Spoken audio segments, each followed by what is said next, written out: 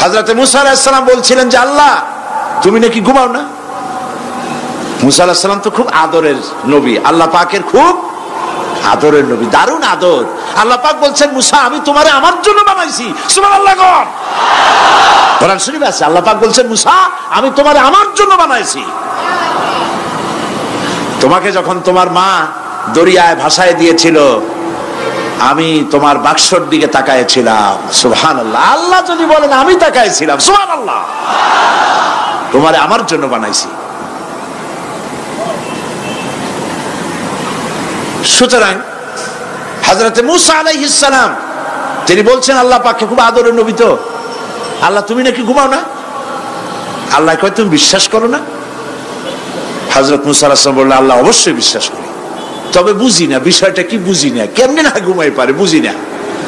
আল্লাহ আচ্ছা ঠিক আছে তুমি যখন বিশ্বাস করছো তখন আর অসুবিধা নেই, বিশ্বাস না করলে মুসিবত ছিল।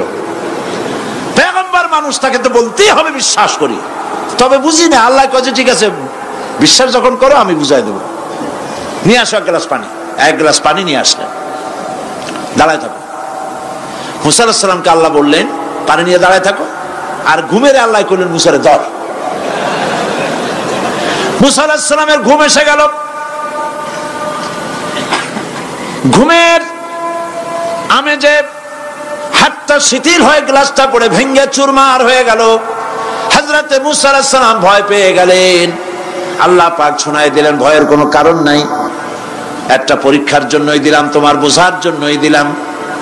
তুমি যেমন এক গ্লাস পানি নিয়ে একটা গ্লাস নিয়ে এক মুহূর্ত দাঁড়াতে পারলে না, ঘুম আসলো আর হাত থেকে পড়ে গ্লাসটা ভেঙে গেল। মুসারে তুমি বুঝে নাও, তুমি জেনে রাখো তাম সৃষ্টি জগৎ তোমার আল্লাহ রব্বুল আলামিনের হাতের মুঠার মধ্যে রয়েছে। আল্লাহ রব্বুল আলামিন যদি ঘুমায় যান এই পৃথিবীর আকাশ এবং জমিনের সব ট্রাফিক কন্ট্রোল আল্লাহ পাক নিজেই করেন। যদি তিনি ঘুমায় যান সব শেষ হয়ে যায়। বাংলাদেশে কি হচ্ছে, পৃথিবীর কোথায় কি হচ্ছে তা আল্লাহ দেখছেন না? চিল্লায় বলো দেখছেন না? সে আল্লাহ রাব্বুল আলামিন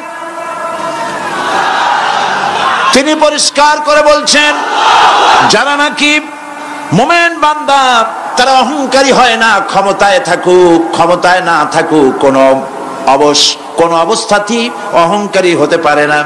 আল্লাহ পাক শোনায় দিয়েছেন যারা অহংকার করে তাদেরকে পরিষ্কার করে বলেছেন ওয়ালা তামশি ফিল আরদি মারহান ইন্নাকা লান তাখরিকাল আরদা ওয়া লান তাবলুগাল জিবালা তুলা ওয়ালা তামশি ফিল আরদি মারহান।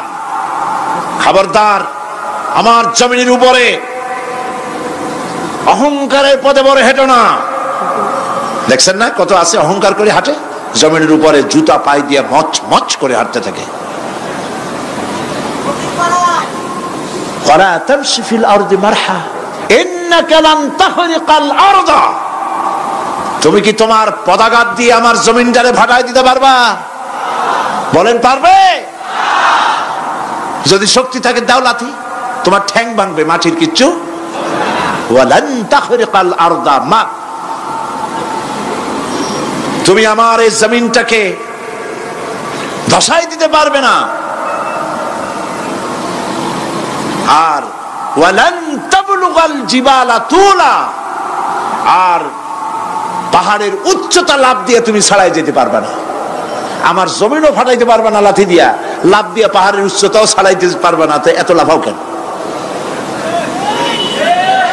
বলেন কম লাফাও, শক্তি কম দেখাও।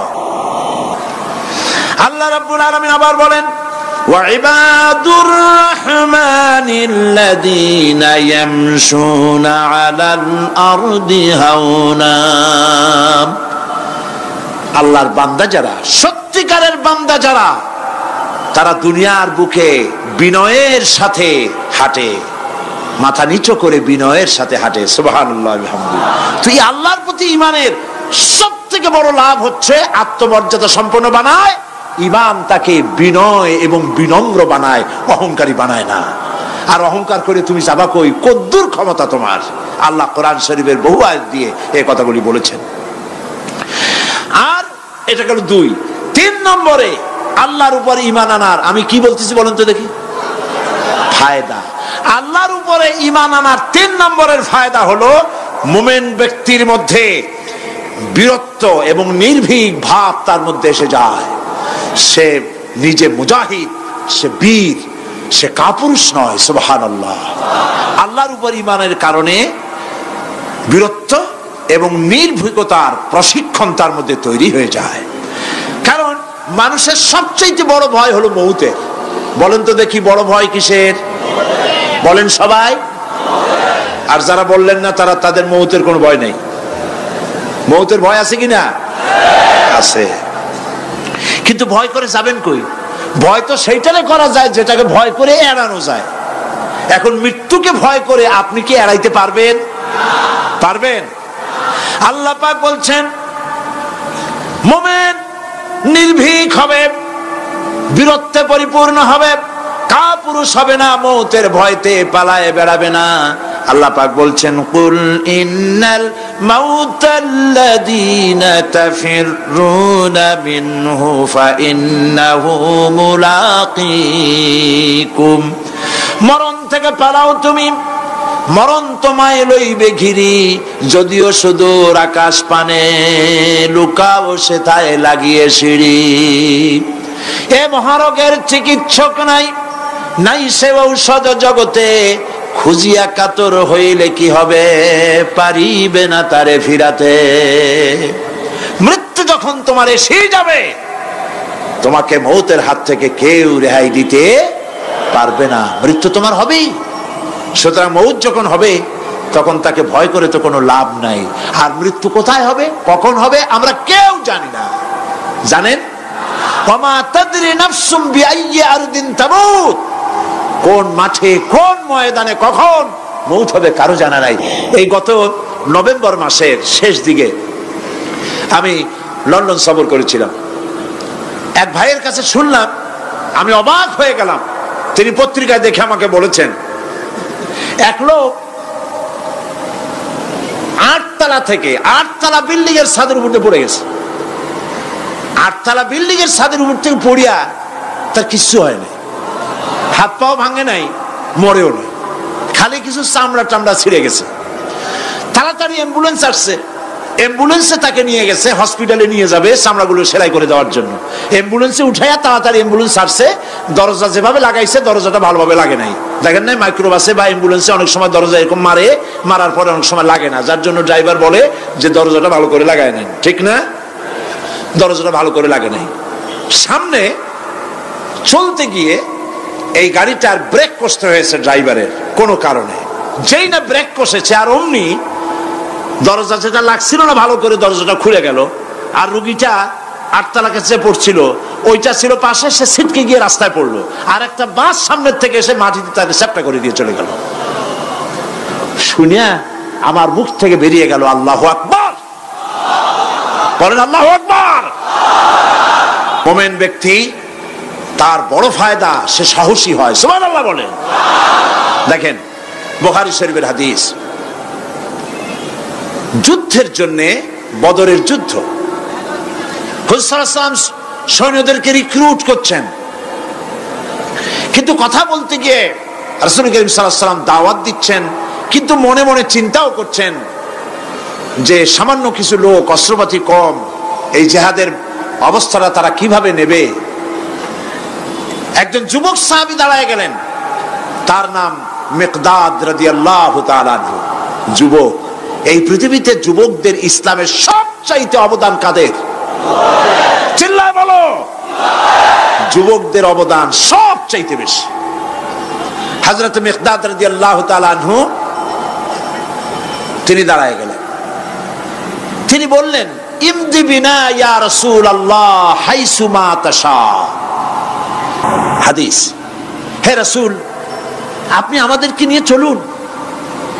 কত সৈন্য তারা আসতেছে, কত অস্ত্র নিয়ে আসতেছে, এটা আমাদের ভাববার বিষয় নয়। আপনি আমাদের নিয়ে চলুন, হাইসু মা তাশা আয় হাইসুমা আমারাকাল্লাহ, আল্লাহ আপনাকে যেদিকে আমাদের নিয়ে যাইতে কয় আপনি সেই দিকে আমাদের নিয়ে চলুন। ইন্না লা নাকুলু লাকা কামা ক্বালা বনু ইসরাঈল লিমূসা আলাইহিস সালাম ইযহাব আনতা ওয়া রাব্বুকা ফাকাতিলা ইন্না হাহুনা কায়িদুন। অর্থাৎ হে রাসূল, আমরা বনি ইসরাইলের মতো বলবো না। শোনেন, আমরা বনি ইসরাইলের মতো বলবো না যে মুসা তুমি এবং তোমার আল্লাহ এই দুইজনে গিয়ে ফেরাউনের বিরুদ্ধে যুদ্ধ করো, আমরা যাবো না, আমরা বসে থাকবো। এই কথা আমরা বলবো না। আমরা মুসা আলাইহিস সালামের উম্মত নই, আমরা মুহাম্মদ সাল্লাল্লাহু আলাইহি ওয়াসাল্লামের উম্মত। বরং আমরা বলবো বাল ইযহাব আনতা ওয়া রাব্বুকা ফাকাতিলা ইন্না মাকুমা মুকাতিলুন।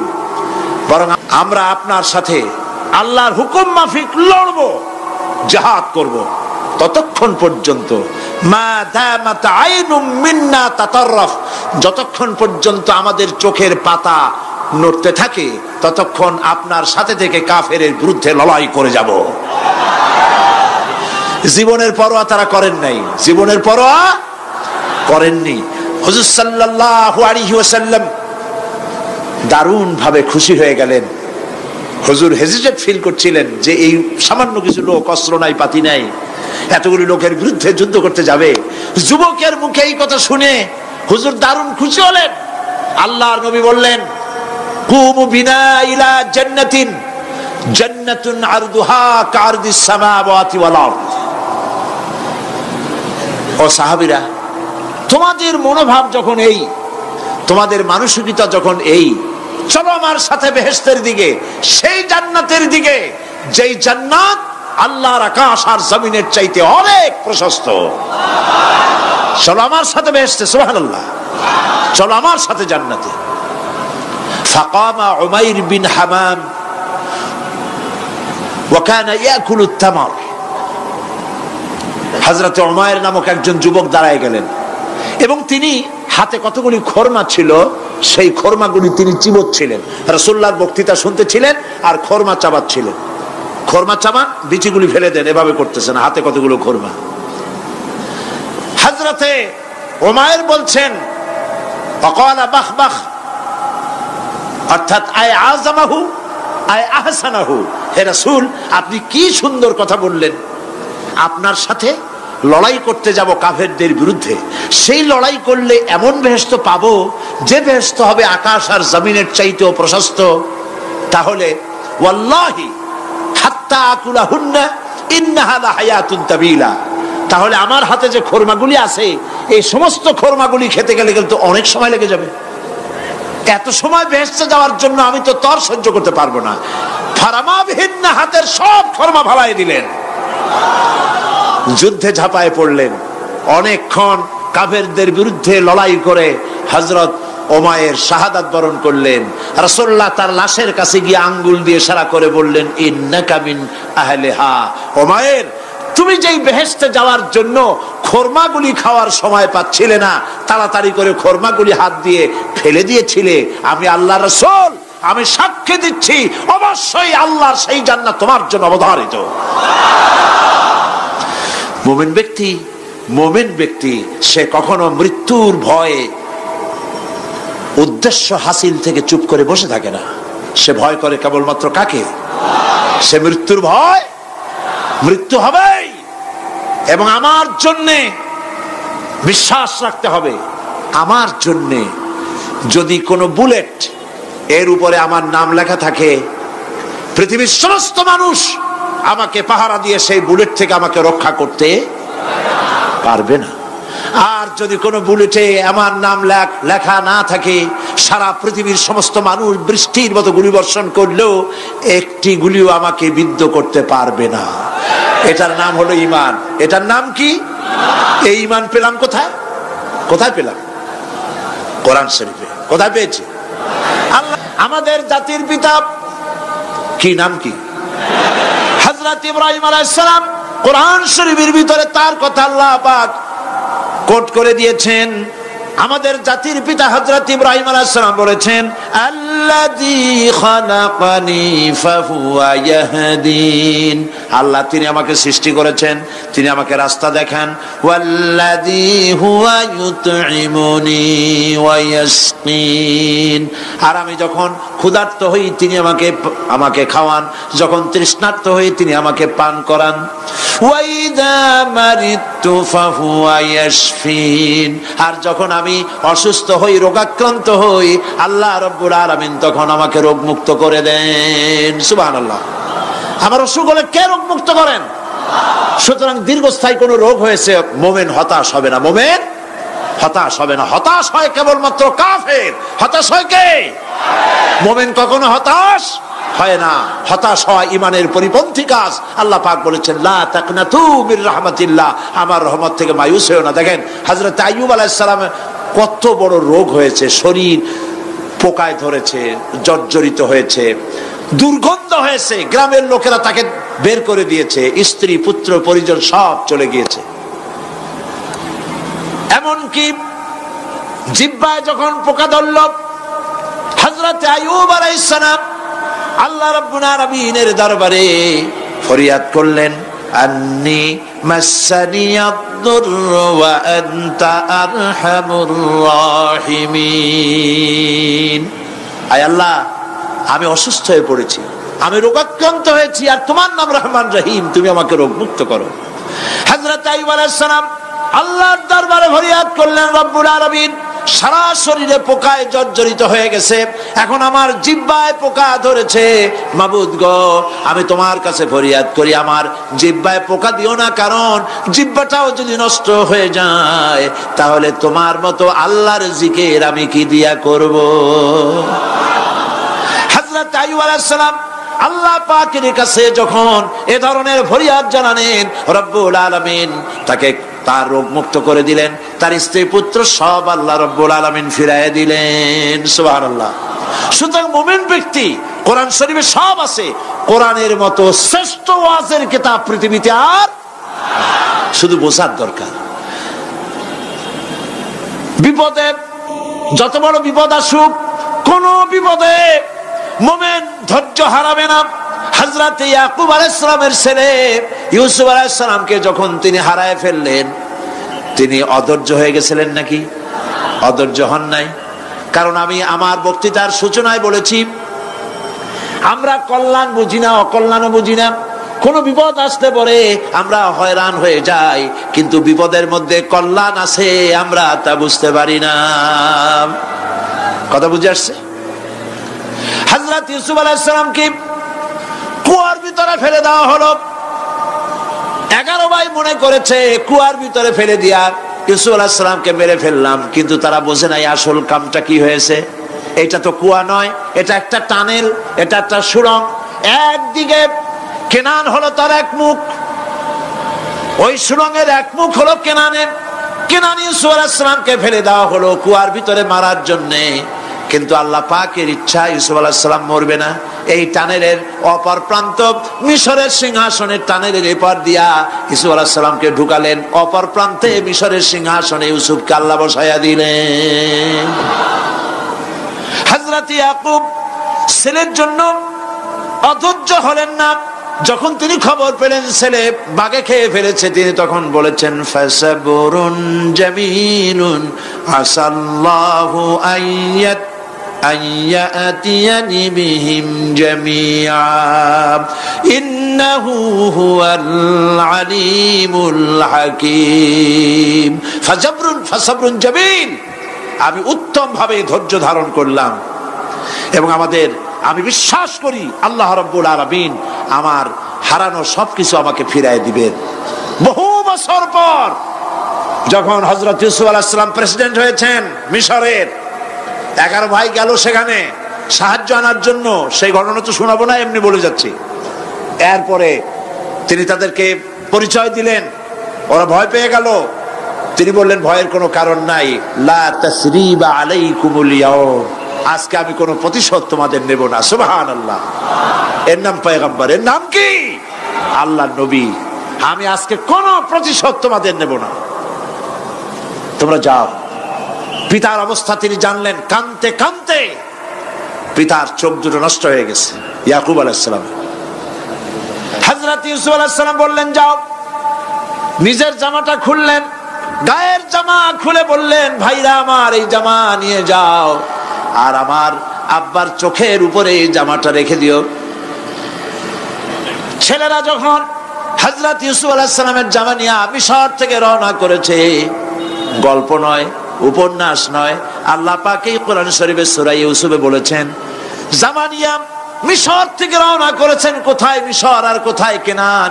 কেনানে বসে হযরত ইয়াকুব আলাইহিস সালাম বলছেন তোমরা যদি আমাকে মতিভ্রম পাগল যদি মনে না করো তাহলে একটা কথা বলি, আমার নাকে এখন আমি ইউসুফের গন্ধ পেতেছি।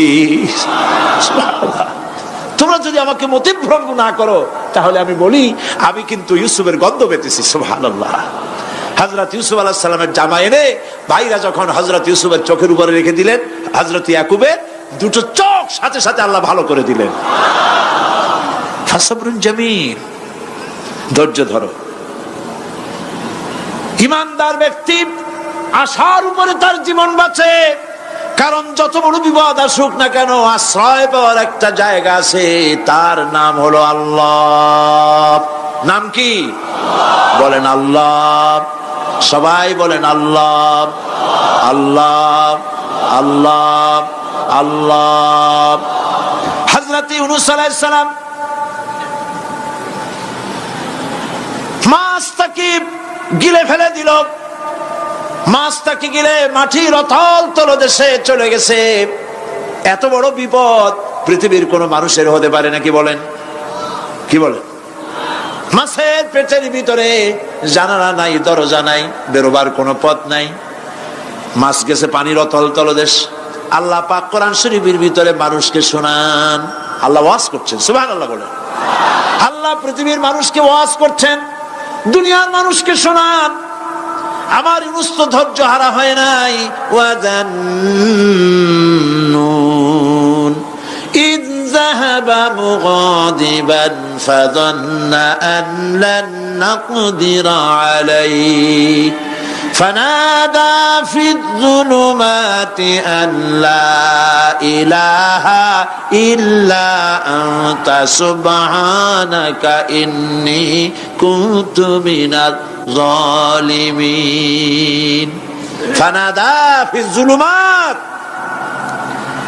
জমায় কাসির ত্রিবিধ অন্ধকারের ভেতর থেকে হযরত ইউনূস আলাইহিস সালাম চিৎকার মারলেন। মাছের পেটের অন্ধকার, পানির অন্ধকার, রাতের অন্ধকার, ত্রিবিধ অন্ধকারের ভেতর দিয়ে মাছের পেটের মধ্য দিয়ে ইউনূস আলাইহিস সালাম চিৎকার মারলেন। অধৈর্য হন নাই, হার্ট ফেল করেন নাই। তিনি বলছেন, পড়েন আমার সাথে, লা ইলাহা ইল্লা আনতা সুবহানাকা ইন্নী কুনতু মিনাজ জালিমিন।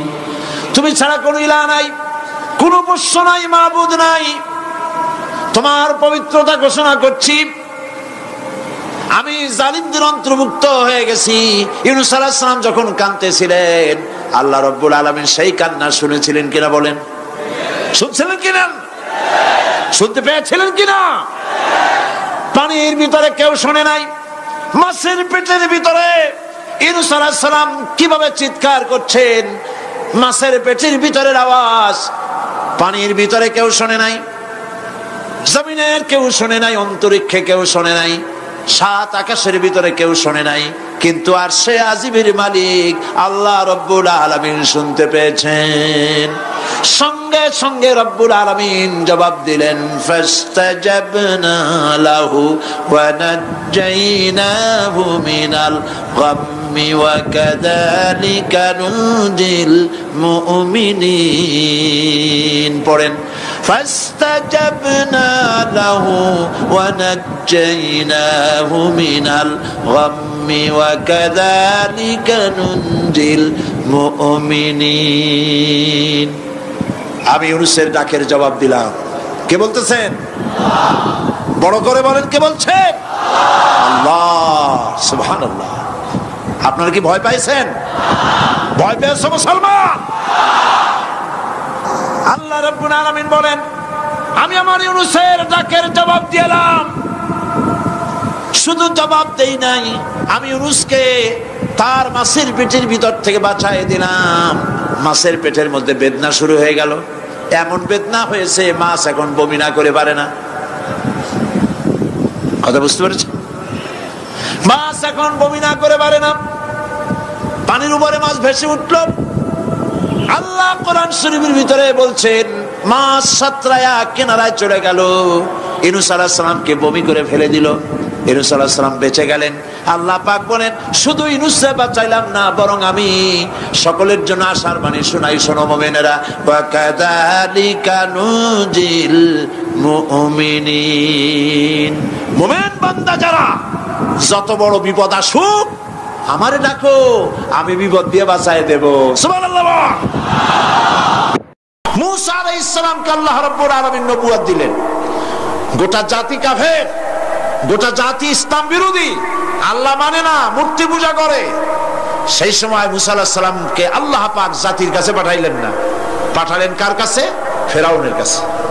কার কাছে পাঠালেন? কারণ একটা লোক সমাজে আছে, রাষ্ট্রে আছে, এই লোকটা ভালো হইলে সব ভালো, ওই লোকটা খারাপ হলে সব খারাপ। তার খারাপ চিন্তা দিয়া সবাইকে খারাপ বানাতে এসে চেষ্টা করে। এই জন্য মূসা আলাইহিস সালামকে আল্লাহ পাক নবুয়ত দিলেন। নবুয়ত দিয়ে তাকে নির্দেশ করলেন, ইযহাব ইলা ফিরআউনা ইন্নাহু তাগা। মূসা চলে যাও ফেরাউনের কাছে।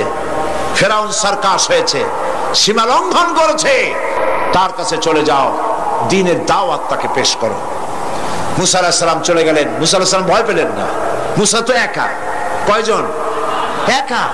তিনি একথা ভয় পান নাই যে আল্লাহ একটা গভর্নমেন্ট, সরকার চালাচ্ছে, প্রেসিডেন্টের কাছে আমার একারে দাওয়াত দিতে পাঠাও, আমার যদি মারি ফেলা দেয়, এই চিন্তা তিনি করেছেন?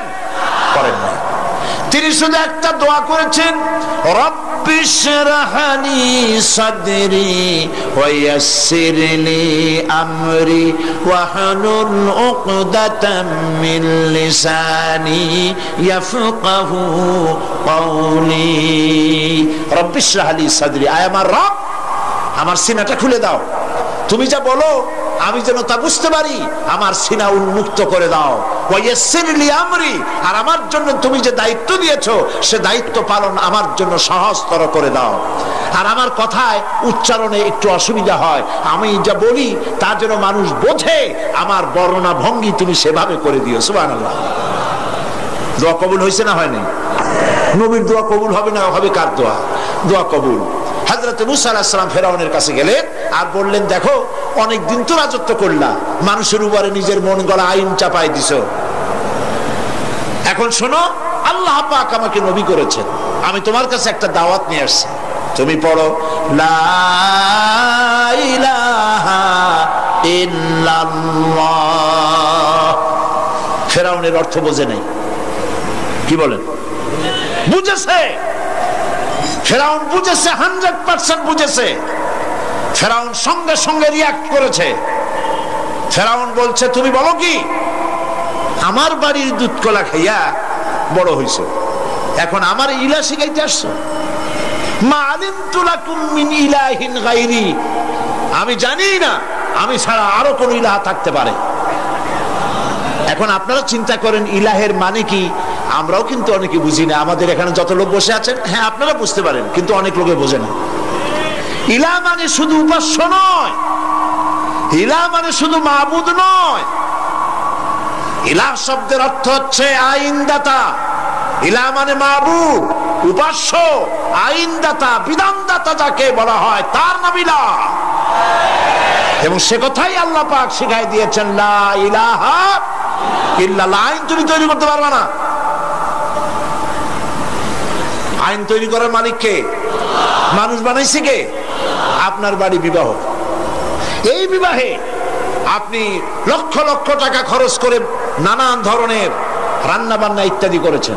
খুলনা থেকে একটা লোক এসে যদি বলে, ভাই সাহেব শুনলাম আপনার মেয়ের বিয়া, আমি আসলাম, এত মেহমান আপনি দাওয়াত দিয়েছেন, তরকারিতে লবণ দিতে মনে থাকে কিনা, সেই জন্য আমি আসছি, লবণ নিয়ে আসছি। এই লোকটার মস্তিষ্ক সম্পর্কে সুস্থতার ধারণা করবে কেউ? মেয়ের বাপ বলবে যে তোমার কি মাথা খারাপ, স্ক্রু সব টাইট আছে না ঢিলা? লক্ষ লক্ষ টাকা খরচ করছি আমি, নুন দেওয়ার জন্য বাকি থুইছি তোমার জন্য, খুলনা থেকে এসে নুন দেবা ঢাকায়। পৃথিবী সৃষ্টি করলেন আল্লাহ, মানুষ সৃষ্টি করেছেন আল্লাহ, আইন তৈরি করবে তোমার বাবা।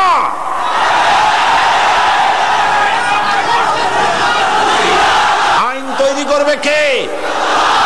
কে তৈরি করবেন? আল্লাহ রাব্বুল আলামিন আইন তৈরি করবেন। আরেকটি জিনিস লক্ষ্য করুন, এই পৃথিবীতে, থামুন, এই পৃথিবীতে একটা গাধার তৈরি করা আইন আর একটা গাধাই কিন্তু মানে না, ঠিক কিনা? একটা ষাঁড় আর একটা ষাঁড়ের আইন মানে না। গ্রামে দেখেন না, বিলের মধ্যে অনেক ষাঁড় ঘুরে বেড়ায়। একটা ষাঁড় তার ঠ্যাং উঁচু করে বলল, ভাইয়ের আমার, বোনের আমার, এই বিলের মধ্যে কেউ ডাক দিতে পারবে না আমি ছাড়া। আর সব ষাঁড়েরা, গরুরা লেজ উঠো করে দৌড় মারলো। গরু একটা গরুর আইন মানে না, একটা ব্যাঙ আর একটা ব্যাঙের আইন মানে না, একটা বানর আর একটা বানরের আইন মানে না। আর তোমরা আশরাফুল মখলুকাত মানুষ, কার বাজানে কি আইন তৈরি করেছে সে আইন মানতে পৃথিবীর মানুষ বাধ্য নয়। মানুষ সৃষ্টির সেরা, আইন মানবে আল্লাহ। চিল্লায় বলো কার? কারণ হচ্ছে আল্লাহই জানেন এই পৃথিবীর মানুষের চলার জন্য, বলার জন্য, তার অর্থনীতি, তার সমাজনীতি, তার রাজনীতি কিভাবে চলবে আল্লাহর চাইতে বেশি কেউ ভালো বলতে পারে না। এই জন্য আল্লাহ পাক বলেছেন লা ইলাহা ইল্লাল্লাহ। এই কথা কে শিখাচ্ছেন? জোরে বলুন। আল্লাহ পাক শিখিয়েছেন, ঘোষণা করো লা ইলাহা ইল্লাল্লাহ। আমাদের জিকির আজগার, যারা জিকির আজগারে শেখানো হয়, লা ইলাহা আস্তে, ইল্লাল্লাহ জোরে, কলবের উপরে মারো। এখন ইল্লাল্লাহ এত জোরে জোরে মারা হয়, তাতে কলব থাকলেও পারে, গেলেও পারে। আপনার চার আঙ্গুল খান কলজা, এর উপরে জর মেরে আপনি করবেনটা কি? পয়গম্বরেরা চার আঙ্গুল কলজার উপরে জর মারে নাই, পয়গম্বরেরা লা ইলাহা ইল্লাল্লাহ ধাক্কা মেরেছেন ফেরাউনের গদির উপরে। ইব্রাহিম আলাইহিস সালাম লা ইলাহা ইল্লাল্লাহ বলে ইল্লাল্লাহর জর মেরেছেন, নমরুদের রাজতত্ত্ব উল্টে গেছে। মুহাম্মদ রাসূলুল্লাহ সাল্লাল্লাহু আলাইহি ওয়াসাল্লাম লা ইলাহা ইল্লাল্লাহ বলেছেন, আবু জাহেলের মুষ্টি সাফ হয়ে গেছে। এর নাম কলেমার জিকির। ফেরাউনের কাছে যখন গেছে, ফেরাউন তখন বুঝতে পেরেছে। ফেরাউন তখন বলছে, মা আলিমতু লাকুম মিন ইলাহিন গায়রি, আমি তো জানি না আমি ছাড়া আর কোন ইলাহ আছে। আমি কি গল্প শোনাচ্ছি না কোরআনে আছে? আমি জানি না আমি ছাড়া কোন ইলাহ আছে। তুমি সংযত হও, এই ইলাহের দাওয়াত নিয়ে আর কখনো আসবে না। আবার যদি ইলাহের দাওয়াত নিয়ে আসো, লাআজআলান্নাকা মিনাল মাসজুনিন, আমি তোমাকে কারারুদ্ধ করে রাখবো। ফেরাউনের গোষ্ঠীরা সবসময় জেলের ভয় দেখায়, ঠিক কিনা? কিন্তু মুসারা জেল ভয় পায় না। জেল মুসলমানদের পায়ের জুতা, ফাঁসির মঞ্চ মুসলমানদের গলার জুতার ফিতার মতো, ফাঁসির মঞ্চের গলার দড়ি মুসলমানদের ফুলের মালার মতো। এগুলিকে মুসলমানেরা পরোয়া কোনোদিন করে নাই। হযরতে মুসা আলাইহিস সালাম বলছেন, বেটা আমারে তুমি ভয় দেখাও জেলে, তুমি আমারে চেনো নাই। আমি মুসা কালিমুল্লাহ, আল্লাহর সাথে কথা কই, আমি আল্লাহর পয়গম্বর, তোর জেলের পরোয়া আমি করি না। মুসা আলাইহিস সালামের সাথী নাই, সঙ্গী নাই, লোক নাই, জন নাই। মুসা আলাইহিস সালাম বসে আছেন, আল্লাহ প্রশ্ন করছেন, ওয়ামা তিলকা বিয়ামিনিকা ইয়া মুসা। মুসা আলাইহিস সালামের কথা আল্লাহ কোরআন শরীফে কত জায়গায় বলছেন, সুবহানাল্লাহ। খুব আদরের নবী। মুসা তোমার ডান হাতে ওটা কি? মুসা আলাইহিস সালাম বললেন, হিয়া আসায়া, এটা আমার একটা লাঠি। এই লাঠি দিয়া আমি ভর করে দাঁড়াই, এই লাঠি দিয়া আমি পাতা পাড়িয়া ছাগলের খাওয়াই, এই লাঠি দিয়া আমার ভেড়া, ছাগল ইত্যাদি অন্যান্য প্রাণী থেকে হেফাজত করি, এই লাঠি দিয়ে আরো অনেক কাম করি। এখন প্রশ্ন হচ্ছে, আল্লাহ জিজ্ঞেস করলেন এটা কি? উনি বলবেন এটা লাঠি, এত কথা বললেন কেন? এই যে পাতা পাড়ি, এই করি সেই করি, এত কথা বলার দরকার কি? দরকার এই জন্যে মুসা আলাইহিস সালামের সাথে আল্লাহ প্রথম কথা বলতেছেন। মুসা আলাইহিস সালাম চাইলেন এইটা জিজ্ঞেস করে লাঠি বলে যদি ছাড়িয়ে দিই, তাহলে আল্লাহ যদি আর কথা না কয়, একটু কথা লম্বা করি। আল্লাহর সাথে কথা বলার যে মজা, সুবহানাল্লাহ, তিনি লম্বা করলেন। আল্লাহ বললেন লাঠির যে ফজিলত তুমি বলছো ওইটা আছে, কিন্তু আর একটা জিনিস আছে লাঠির মধ্যে যা তুমি জানো না, তুমি লাঠিটা ফালাই দাও। মুসা আলাইহিস সালাম লাঠি ফালাই দিলেন। লাঠি যখনই ফেললেন, হিয়া হাইয়াতুন তাসআ, বিরাট সাপে পরিণত হয়ে গেল, অজগর হয়ে গেল। মুসা আলাইহিস সালাম ভয় পেয়ে গেলেন। নবী হোক আর যাই হোক, সাপ দেখলে কেনা ভয় পায়? আল্লাহ রাব্বুল আলামিন হযরত মুসা আলাইহিস সালামকে বলে দিলেন, খুযহা ওয়ালা তাখাফ সানুঈদুহা সিরাতাহাল উলা। খুযহা, ধরো, ওয়ালা তাখাফ, ভয় পেও না। আল্লাহ বলছেন ধরো, ভয় পেও না। এখন যদি ভয় পায় তাহলে সর্বনাশ হবে না? সর্বনাশ হয়ে যাবে। যেহেতু আল্লাহ বলেছেন ভয় পাইও না, ধরো। মুসা আলাইহিস সালাম সাপ যতই বড় হোক, আল্লাহ বলছেন ভয় পাইও না, তিনি ভয় পান নাই, ধরেছেন। কি হয়ে গেল? আবার লাঠি হয়ে গেল, প্রথম অবস্থায় ফিরে এলো। সেই জন্য আল্লাহ পাক মুসলমানদেরকে কোরআনে অনেক বুঝাইছেন, তোমরা বাতিলে ইসলামের শত্রুদের চক্রান্ত তোমাদের কাছে অনেক বড় বলে মনে হয়। কি জানি বিশাল বাংলাদেশের ঈশান কোণে মেঘ জমা হয়ে গেছে, না জানি কোন সময় লন্ডভন্ড হয়ে যায়, সর্বনাশ হয়ে যায়। তারা দলবদ্ধভাবে এগিয়ে আসছে ইসলাম ধ্বংস করে দেওয়ার জন্য। আল্লাহ কয় না, কিছুই না, ইন্না কায়দাশ শায়তানে কানা দাঈফা। শয়তানের চক্রান্ত আসলে দুর্বল। আল্লাহ বলছেন ওগুলো শয়তান, যারা ইসলামের বিরোধিতা করে এগুলো কি? চিল্লায় বলো। আল্লাহ বলে শয়তানদের চক্রান্ত দুর্বল। বাড়িওয়ালার শক্তি বেশি না চোরের শক্তি বেশি? 50টা চোর আসছে বাড়ির চতুর্দিকে, বাড়িওয়ালা ছোট্ট ছেলে, বড় লোক বাড়ির মুরব্বীও লাগবে না, ছোট্ট ছেলেটার জানলাটা ধাম করে খুলে বলবে কে রে, বলার সাথে সাথে 50টা চোর দৌড় দিয়ে বুড়িগঙ্গায় পড়বে, ঠিক কি না? সুতরাং তোমরা বাড়িওয়ালা, এই যে যারা আমার সামনে বসে আছেন সব বাড়িওয়ালা, হুঙ্কার মারো, দৌড়ে দিল্লি বেলায় যাবে ইনশাআল্লাহ। ইন্না কায়দাশ শায়তানে কানা দাঈফা। আল্লাহ পাক বলছেন শয়তানের চক্রান্ত আসলে দুর্বল। শয়তানের চক্রান্ত কি? দুর্বল। আল্লাহ পাক বলছেন রাসূল যখন কষ্ট পাচ্ছিলেন, ইসলামের দাওয়াত দিতে গিয়ে যখন কষ্ট পাচ্ছিলেন, আল্লাহ পাক বলেছেন ইন্নাকা বিআয়ুনিনা, ও নবী আপনি তো আমার চোখের সামনে, আপনি চিন্তা করছেন কেন? সুবহানাল্লাহ। আল্লাহ যদি বলেন আপনি আমার চোখের সামনে, দুনিয়া একদিকে চলে যাক, আমি একা যথেষ্ট। আল্লাহ পাক বলছেন আলাইসাল্লাহু বিকাফিন আবদা, আমি কি আমার বান্দার জন্য যথেষ্ট নই? আপনারা বলেন অবশ্যই যথেষ্ট। আল্লাহর প্রশ্ন, আলাইসাল্লাহু বিকাফিন আবদা, আমি আমার বান্দার জন্য যথেষ্ট নই? সারা পৃথিবী একদিকে চলে যাক, আমি আল্লাহর কালেমা উঁচু করে নিয়ে দাঁড়িয়ে থাকবো, মরে যাব, শহীদ হয়ে যাব, আল্লাহর পথ থেকে 1 ইঞ্চি সরে যাব না। এর নাম হচ্ছে ইসলাম। এই ইসলাম প্রতিষ্ঠার জন্য পয়গম্বররা চেষ্টা করেছেন। বাধা দিয়েছে কারা? রাষ্ট্র শক্তি। কারা বাধা দিয়েছে? ফেরাউন বাধা দিয়েছে। সব কথা এখানে আছে। এটা কি? এখানে সব কথা আছে। বাধা দিয়েছে ফেরাউন। শেষ পর্যন্ত বাধা দিয়া কি হলো? জিতলো কে? ফেরাউন না মুসা আলাইহিস সালাম? কে জিতেছে? মুসা আলাইহিস সালাম জিতেছে। ফেরাউনের গোষ্ঠী সুবাইয়া আল্লাহ বিদায় করে দিয়েছে। এবার আল্লাহর নবী মুহাম্মদ রাসূলুল্লাহ সাল্লাল্লাহু আলাইহি ওয়াসাল্লাম এবার কালেমার দাওয়াত তুললেন। 40 বছর বয়স হলো। 40 বছর বয়স পূর্ণ হওয়ার পর যখন তিনি নবুয়ত পেলেন, নবুয়ত পেয়ে জনগণের সামনে এসে বললেন, ইয়া আইয়ুহান নাস কুলু লা ইলাহা ইল্লাল্লাহ তুফলিহু। প্রথম দাওয়াত, জাতির প্রতি নবীর প্রথম দাওয়াত। সুবহানাল্লাহ বলুন।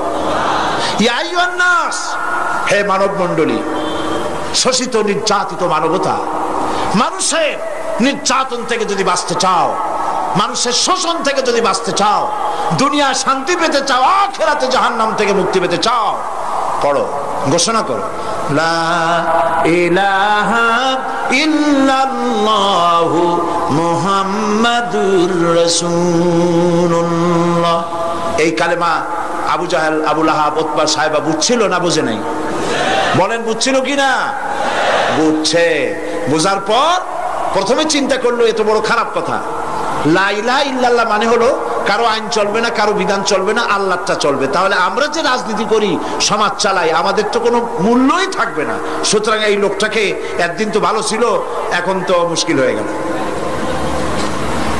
যখনই আপনি আল্লাহর আইনের কথা বলবেন অসুবিধা নাই, শুধু মুরব্বীদের কথা বলবেন, কিছু কিস্সা কাহিনী করবেন, কোনো বাধা নাই। আপনারা কয়েক কোটি এক জায়গায় হন, সেখানে দেশের প্রেসিডেন্ট, প্রধানমন্ত্রী সব দোয়া করতে যাবে, কিন্তু যেখানে আইনের কথা বলা হবে ইসলামের, সেটা বন্ধ করার জন্য সর্বাত্মক চেষ্টা সরকারের পক্ষ থেকেই করা হবে।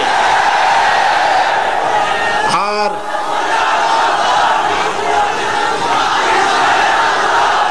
পয়গম্বরেরা, রাসূল করিম সাল্লাল্লাহু আলাইহি সাল্লাম যখন এই দাওয়াত দিলেন, আবু জাহাল, আবু লাহাব, উতবা, সাইবা বুঝে নাই নাকি? বুঝছে। আবু জাহাল, আবু সুফিয়ান, উতবা, সাইবারা আবু তালেবের কাছে গিয়ে প্রশ্ন করেছেন, আবু তালেব, আপনি মুহাম্মদ সাল্লাল্লাহু আলাইহি ওয়াসাল্লামকে বলুন তিনি যেন লা ইলাহা ইল্লাল্লাহর দাওয়াত না দেন। এজন্য তিনি যদি সোনা চায়, টাকা পয়সা চায়, সুন্দরী করে নারী যদি চায়, যা চাইবেন তাই দেওয়া হবে, তবুও যেন লা ইলাহা ইল্লাল্লাহর দাওয়াতটা তিনি না দেন। রাসূল সাল্লাল্লাহু আলাইহি ওয়াসাল্লাম রাজি হয়েছিলেন। আল্লাহর নবীর কাছে যখন এই প্রশ্ন উঠলো, নবীজি তখন বললেন, আমার চাচাজি শুনুন, ওরা যেটা দিতে পারে সেটা তো ভালো কথা, যেটা দিতেই পারে না এমন জিনিসও যদি আমার হাতে তুলে দেয়, যেমন আকাশের সূর্যটা ধরে এনে ওরা যদি আমার ডান হাতে তুলে দেয়, আকাশের পূর্ণিমার চাঁদ ধরে এনে ওরা যদি আমার বাম হাতে তুলে দেয়, এর বিনিময়ে আমি আল্লাহর নবী মুহাম্মদ রাসূলুল্লাহ এক মুহূর্তের জন্য তাওহীদের দাওয়াত বন্ধ করে দেব না। সব যুগে পয়গম্বরদেরকে রাষ্ট্রশক্তি বাধা দিয়েছে, তারপরে যারা দাওয়াত নিয়ে এসেছে তাদেরকেও রাষ্ট্রশক্তি বাধা দিয়েছে, দেয় নাই? দিয়েছে। ইমাম আবু হানিফা রাহমাতুল্লাহ আলাইহির কথা বলছি, গতকাল বলেছিলাম 8 বছর পর্যন্ত কারারুদ্ধ করে তাকে রাখা হয়েছিল। হযরত ইমাম হাম্বলকে, আহমদ বিন হাম্বলকে মারা হয়েছিল। মুজাদ্দিদ আল ফিসানি রাহমাতুল্লাহ আলাইহিকে জেলের মধ্যে ঢুকানো হয়েছিল। অপরাধ কি? অপরাধ হচ্ছে সরকারের দ্বীন ইলাহির বিরোধিতা করেছিলেন। সরকারের নিয়ম ছিল এই, দরবারে ঢোকার সময় মাথা নিচু করে ঢুকতে হবে, কুর্নিশ করে ঢুকতে হবে। দ্বীন ইলাহি তারা তৈরি করেছেন, উনি এটার বিরোধিতা করেছেন, হযরত মুজাদ্দিদ আল ফিসানি রাহমাতুল্লাহ আলাইহি। তারপরে জাহাঙ্গীরের সময় মুজাদ্দিদ আল ফিসানি রাহমাতুল্লাহ আলাইহিকে ডাকা হলো তার দরবারে, সামনে ছোট্ট একটা গেট করা হলো, যাতে করে ঢোকার সময় মাথা নিচু করে ঢুকতে হয়। এটা এই জন্য করা হয়েছে যাতে তিনি মাথা নিচু করে ঢুকবেন, আর সরকারের পক্ষ থেকে বলা হবে আপনি যেটার বিরোধিতা করছিলেন আপনি তো মাথা নিচু হয়ে ঢুকলেনই বাদশার দরবারে। মুজাদ্দিদ আল ফিসানি রাহমাতুল্লাহ আলাইহি যখন আসলেন দরবারে, এই গেটের মধ্যে দিয়ে ঢুকতে হবে বিষয়টি তিনি দেখে বুঝতেই পেরেছেন যে বিষয়টা কি। তিনি মাথা দিয়ে ঢুকলেন না। তিনি বীর মুজাহিদ ছিলেন, বেপরোয়া ছিলেন, মাথা দিয়ে ঢুকলেন না বাদশার সামনে গেটের ভেতরে।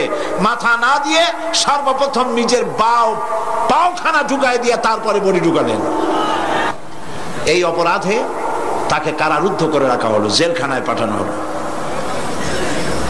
কয়েক মাস যাওয়ার পরে জেলার চিঠি লিখেছি বাদশার কাছে, প্রশাসনের কাছে খবর পাঠিয়েছে, আপনারা কারে জেলে পাঠিয়েছেন? জেল হলো চোর ডাকাতের জায়গা, জেল হলো দস্যু বদমাশের জায়গা। এমন লোককে পাঠিয়েছেন যার সংস্পর্শে জেলের মধ্যে যত কয়েদি ছিল তাহাজ্জুদের নামাজ পড়ে, 5 ওয়াক্ত নামাজ পড়ে, আল্লাহর জিকির আজগার করে আমার জেলখানা এখন সমস্ত জেলের কয়েদিগুলি আল্লাহর ওলিতে পরিণত হয়ে গেছে। জাহাঙ্গীর রাতের বেলায় স্বপ্ন দেখছেন এক জ্যোতির্ময় মহাপুরুষ তার সামনে। তিনি তার জীবনীতি তিনি লিখছেন, তোজকে জাহাঙ্গীরি কিতাবের নাম। তিনি বলছেন, স্বপ্নে দেখছি এক জ্যোতির্ময় মহাপুরুষ আমার সামনে, আমি সালাম দিলাম, তিনি জবাব দিলেন না। মুসাফা করতে চাইলাম, তিনি হাত দিলেন না। কদমবুসি করতে গেলাম, তিনি পিছিয়ে গেলেন। আমি জিজ্ঞেস করলাম, আপনি কে? আমার সৌভাগ্য আপনার দেখা হয়েছে আপনার সাথে আমার এই স্বপ্নের মধ্যে, কিন্তু আপনার পরিচয় পেলাম না, আপনি কে? আপনি আমার সালামের জবাব দিলেন না, হাত দিলেন না।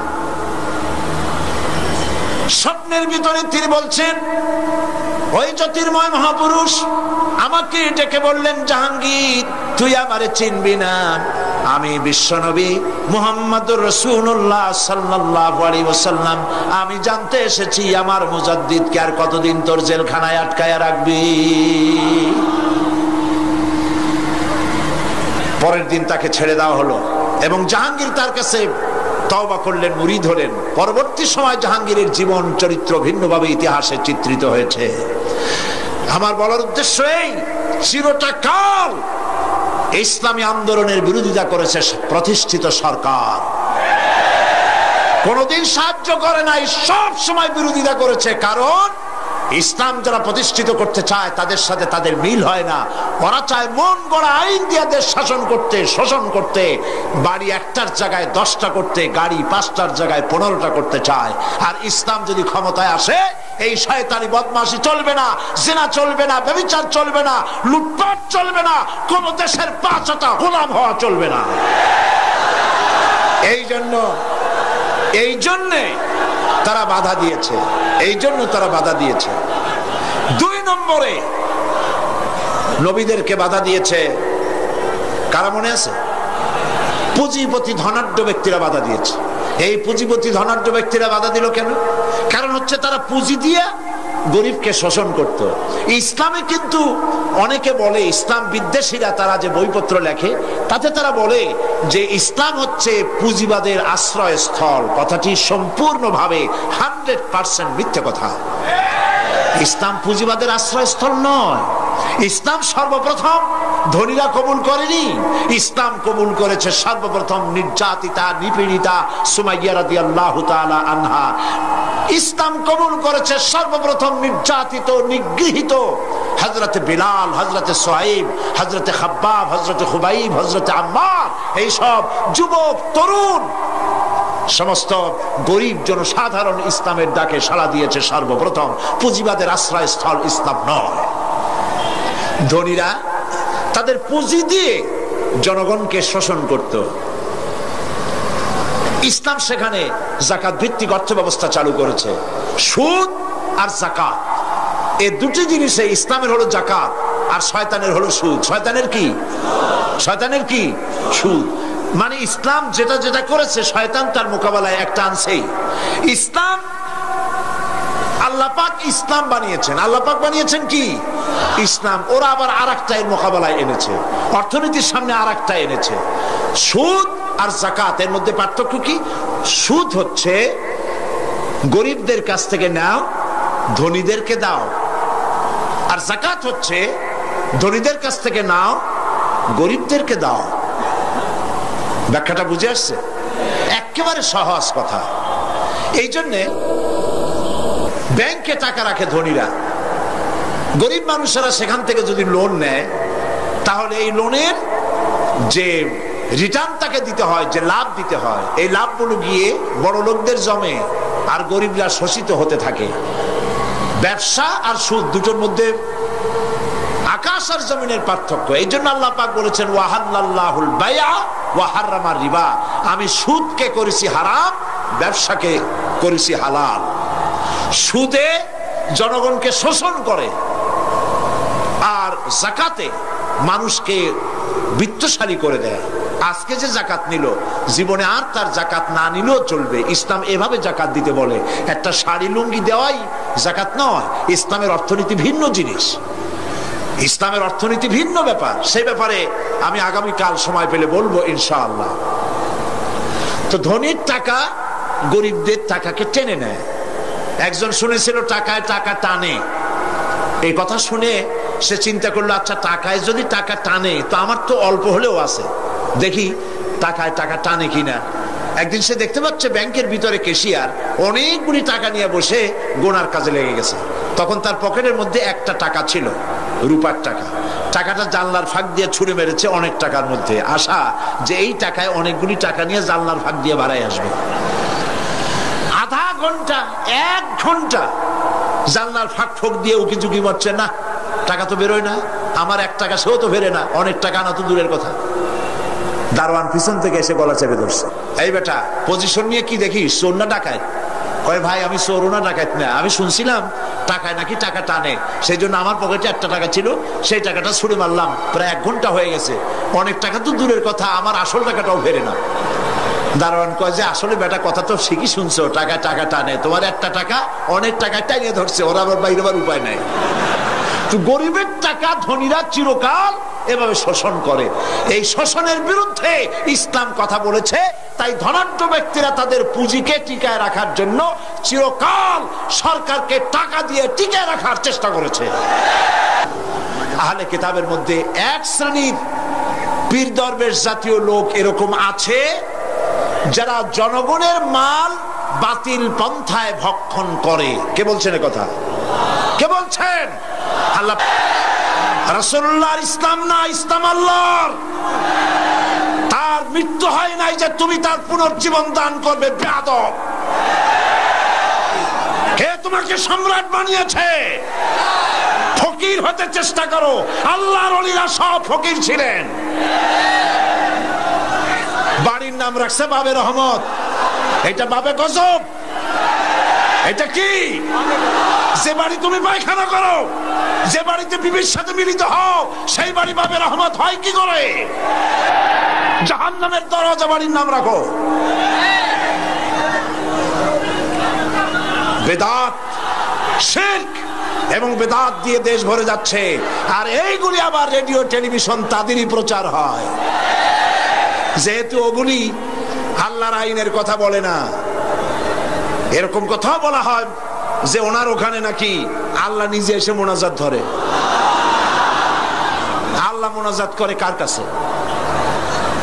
এমন বেয়াদব দুনিয়ায় থাকে। আহা,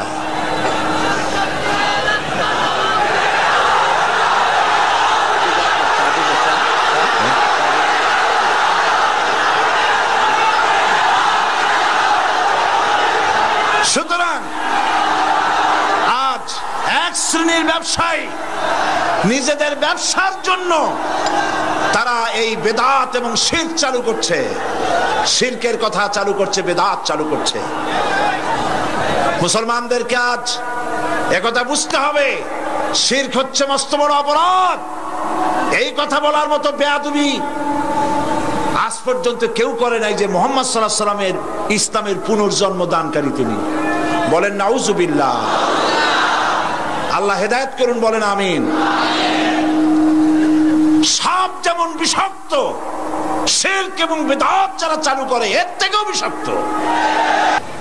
সেজন্য আল্লাহ পাকের নির্দেশ অনুযায়ী পয়গম্বররা দুনিয়ায় দ্বীনের দাওয়াত পেশ করেছেন। বাধা দিয়েছে এই 3 শ্রেণী, কিন্তু বাধা যত দিয়েছে হাজারো বাধার মধ্য থেকে ইসলাম মিটে যায় নাই। ইসলাম মিটে গেছে। আল্লাহ রাব্বুল আলামিন বলেন, ইউরিদুনা লিইউতফিউ নূরাল্লাহি বিআফওয়াহিহিম ওয়াল্লাহু মুতিম্মু নূরিহি ওয়ালাউ কারিহাল কাফিরুন।